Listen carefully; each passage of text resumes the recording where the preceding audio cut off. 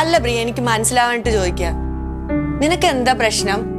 നീ എന്തിനാണ് പിന്നെയും പിന്നെ അവന്റെ തല്ല് മേടിക്കാനായിട്ട് അങ്ങോട്ടേക്ക് പോയിക്കൊണ്ടിരിക്കുന്നേ? അതെന്താ മോളെ മോൾ ഒന്നും അറിയാതെ പോലെ സംസാരിക്കുന്നത്? പിന്നെ ഞാൻ എന്താ ചോദിക്കണ്ടേ? എല്ലാ മാസവും കാശ് കാശ് എന്ന് പറഞ്ഞുകൊണ്ട് അടിച്ചിറക്കി അവൻ ഇവിടെ ഇങ്ങോട്ട് വിടും. ഇവിടുന്ന് ഇല്ലാത്ത കാശ് ഒപ്പിച്ച് നമ്മൾ അങ്ങോട്ടും വിടും. ഇത് തന്നെ കഥ. ഇതിനൊരു അന്ത്യമില്ലേ? അല്ല, ജീവിതകാലം മുഴുവനും നീ അവന്റെ തല്ലും മേടിച്ച് ഇങ്ങനെ ജീവിക്കാനാണോ പ്ലാൻ ചെയ്തിരിക്കുന്നേ? പിന്നെ ഞാൻ എന്ത് ചെയ്യണമെന്നാ നീ പറയുന്നത്? നിനക്കറിയാലോ, എനിക്ക് ഈ വീട്ടിൽ സ്വന്തമായിട്ടൊരു മുറി പോലും ഇല്ല. ഈ കൊച്ചു കുഞ്ഞിനെയും കൊണ്ട് ഞാൻ എന്ത് ചെയ്യാനാ? ഈ കൊച്ചു കുഞ്ഞിനെയും കൊണ്ട് ഞാനിവിടെ വന്നിരിക്കുന്നത് നിനക്ക് ഇഷ്ടമില്ലെന്നും എനിക്കറിയാം. അതെ, ഞാനുള്ള ആരും ഉള്ള പോലെ പറയുന്ന ആളാണ്. എനിക്കിഷ്ടമല്ല നീ ഇവിടെ വന്ന് നിൽക്കുന്നത്. അത് നമ്മൾ തമ്മിലുള്ള വലിയ വഴക്കിൽ അവസാനിക്കുള്ളൂ എന്ന് എനിക്ക് ഉറപ്പാണ്. പിന്നെ നീ അവിടെ പോയിട്ട് അവന്റെ തല്ല് മേടിക്കുന്നതിനോട് എനിക്ക് യോജിപ്പൊന്നുമില്ല. ഇത് രണ്ടും നീ തന്നെയല്ലേ പറയുന്നേ?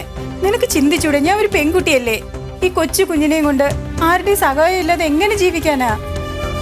അതെ, നിനക്ക് നല്ല വിദ്യാഭ്യാസം ഉണ്ടല്ലോ, പണിയെടുത്ത് ജീവിക്കാനുള്ള ആരോഗ്യമുണ്ട്. പിന്നെ നിനക്കൊരു ജോലിക്ക് പോയാൽ എന്താ കുഴപ്പം?